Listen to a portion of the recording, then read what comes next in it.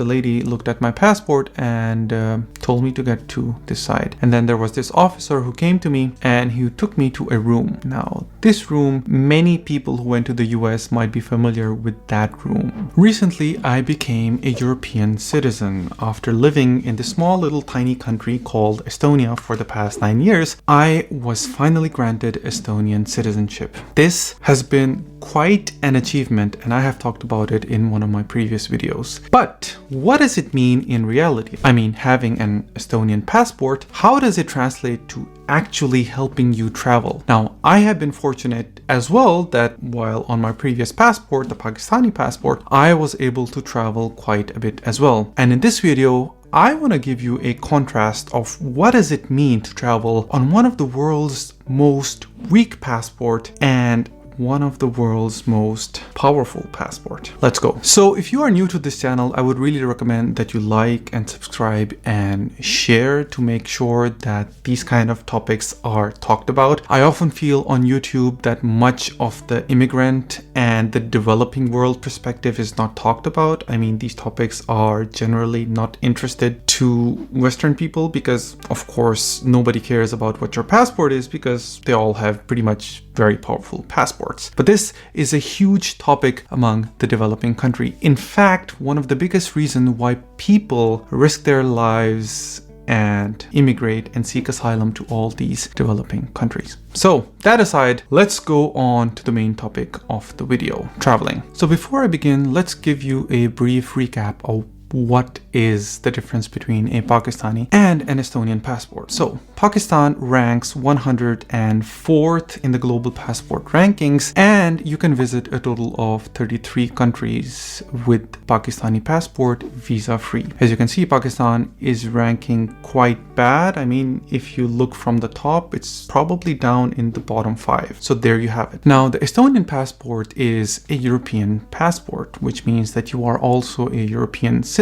Estonian passport is ranked 9th from the top, like it's the 9th from the top, and you can visit 183 destinations visa-free with this passport. So the difference is huge. Now, how does it translate to actually traveling? After getting my Estonian passport, I went to travel to UK, US, and Canada, which are 3 of the most populous English-speaking countries in the world, and probably the highest sought after destination for many immigrants and expats around the world. Let's break down each country, the procedure, what I had to go through on my Pakistani passport, because I actually went to UK and the US on my Pakistani passport as well after getting the visas, and how was the procedure when I had my Estonian passport, my European powerful passport as well. So this is interesting. Let's go. Firstly, let's talk about the UK. Now, I once went to the UK a couple of years ago, and the procedure to get a visit visa to the UK is, it's quite difficult. Actually, from a purely personal perspective and from what I have heard from other Pakistani nationals, UK visit visa is one of the most difficult visitor visas to get for any person. I mean, it's probably more difficult than a Schengen visa as well, but that is just what I have heard from other Pakistani nationals. But a couple of years back, I went to UK and I went on a visit visa. Now, if you go to the UK, then you have to first submit an application. The application fee itself is £100, which is definitely not small. And then there is, of course, a visa application form. You have to submit who you are. You have to submit your bank statement to make sure that you have sufficient funds that you are traveling to the UK and you will not be a burden on their social system. But in addition, you also have to submit an insurance, like travel insurance. Also, you have to make sure that you are unemployed so that you have sufficient grounds for return, because if you are from a weak passport and even if you're getting a visa, your visa getting chances are very slim if there is no reason for the visa officer to believe that you will not come back. That aside, it takes roughly about 3 to 4 weeks at the very minimum to apply for a UK visa, and I am guessing that it would take at least between 200 to 300 pounds in total to apply for a UK visa. Now, this counts documentation, the fee, and everything that you need to prepare in order to make your case. That all said, this doesn't actually mean that you will eventually get the visa, because you can still apply apply and they can still refuse. And that has happened to many people that I know. This is on a Pakistani passport or any other developing country passport that needs a visa. But what is the case with, for example, the Estonian passport? Well, the case is quite simple. You don't need a visa at all. Actually, you don't need any kind of visa because UK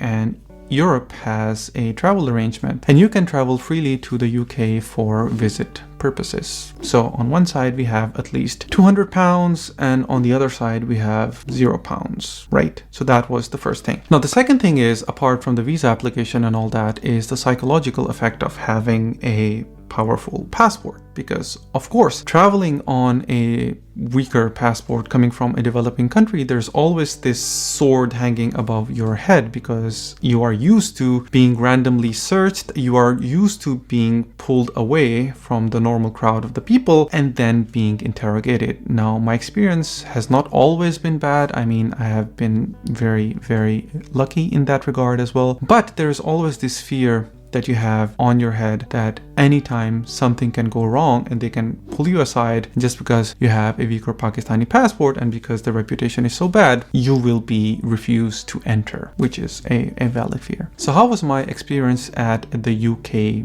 border? Okay, when I entered the airport and the passport control, they were all really courteous. I was wearing my red jacket and they commented that I was wearing British colors. I didn't know that red was a British color. I thought it was red, white and blue. Anyway, the whole experience was quite smooth and quite great. Now let's talk about the second destination, which is the US. Now I had been to the US previously on my Pakistani passport. I have been there actually twice in the last 5 years. So now that I was a European citizen, I didn't actually need a sticker visa, but I needed an e-visa, which is called ESTA, which is an e-visa for European and other eligible countries. Now I applied for an ESTA on the evening and within like 4 to 5 hours I received my confirmation. The fees was approximately $21. But when I actually applied for a US visit visa previously, the visa fee itself is $185. Now that excludes all the other expenses that one has to do to prove that you are going to come back, which includes, as I said previously, your insurance. You have to have sufficient funds in your bank. You have to make sure that you are working and you have to give a letter of employment from your employer that shows that you are earning this much salary, you have this much post, and you are going on a personal trip to the US. Because again, you have to make your case to make sure that you are going to come back and your visa application is not going to be refused. So we have about $185 on here on one side, which is the visa application fee, and we have like $21, which is almost nothing compared to this visa application. Now the second thing is that of course there is a time element to it as well. When you go to apply for a US visa, then you also have to take care of the processing time. You have to go visit the office, you have to go for an interview, you have to spend the time preparing for all the documentation and everything. Now, if you are a professional and your time is valuable, then this is a lot of money if you value your time as money. So again, applying for an ESTA from the comfort of my home, paying just $21 saved me not just a lot of money, but a lot of time as well, that I don't have to worry about going to the US embassy, if there is an embassy here, and then applying for all these simple documents and making sure that my case is okay, and then still being unsure whether I will get the visa or not. So a huge burden lifted if you are wanting to visit the US. How was my experience at the passport control? It was quite nice. I was at Washington, D.C. I landed there and my experience was quite okay. The officer just asked me, where am I coming? How long will I stay? And am I carrying any food or other such items, which is not allowed to carry to the US, any fresh fruits or vegetables or any seeds or these things. And there you have it. That's pretty much it. There was no other thing that I needed to worry about. However, the only important thing that you need to know when you are traveling on ESTA is that you need to have a return ticket. You need to have a ticket that shows that you are leaving the United States within the time allowed, which is 3 months, and to another destination. So I actually showed itinerary to the person who was handling the baggage, the person at the check-in desk, the passport control officer. He didn't even ask me for that. So US, easy, done. Now the first time I went to the US on my Pakistani passport, I was there at the passport control and I told that I'm here visiting for this reason, and she stood there. The lady looked at my passport and told me to get to this side. And then there was this officer who came to me and he took me to a room. Now, this room, many people who went to the US might be familiar with that room because it's not a jail, but it's kind of like a jail, because when you are there in that room, there are many other people. It's just a normal, ordinary waiting room. Many people are just sitting there. You're not allowed to use your phone, right? Your phone is actually taken away from you. You're not allowed to stand up and move to or do any other thing. You actually have to stay there glued to your seat. It was quite terrifying for me because that was almost like 8 years ago when I first went to the US, and I was terrified. I was really, really terrified. But fortunately, in just a few minutes, the officer came back, he called my name, and they said that everything is fine with me, and then I can go. So that was quite a relief. Now, that is not to say that the border and police guard cannot stop you from entering even if you have a European passport, because the only person that has a complete right to go into the United States and that can never be refused is the American citizen or permanent resident, like green card holder. All the other people, a border police guard has a complete right to refuse you right there on the spot if they want. Like, they have that kind of a power. So yeah, don't lie to them. Just be very, very truthful. So the third and final country on the list that I was able to travel was Canada. Now, I hadn't previously traveled to Canada before, but if I wanted to travel to Canada on my Pakistani passport, there is a visa fee of roughly 100 Canadian dollars. But the visa processing time for a Canadian visit visa right now from Estonia, Tallinn, is 179 days, which is crazy, which is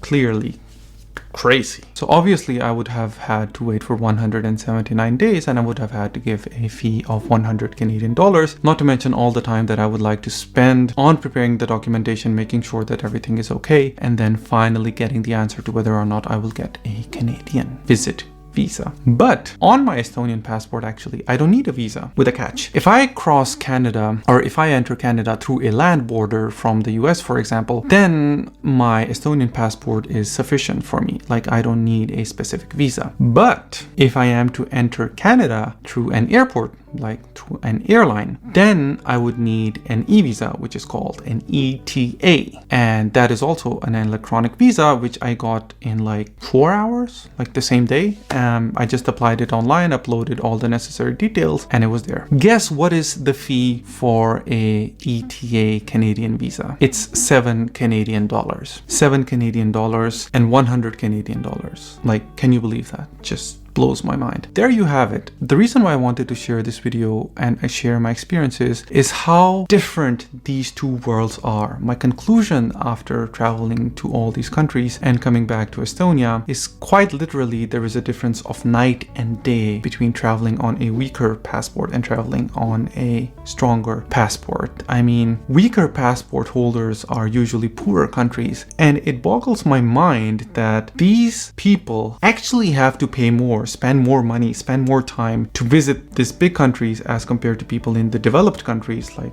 for example, European Union or the US. They actually have to spend magnitudes of less amount of money in order to go to the same places. The difference is staggering. It's unbelievable. And since I have been on both sides, I feel like there has to be some kind of a change. Like, just because I have a different colored passport doesn't mean that I am a completely different person, because I am still the same person that I was a year ago when I had the Pakistani passport.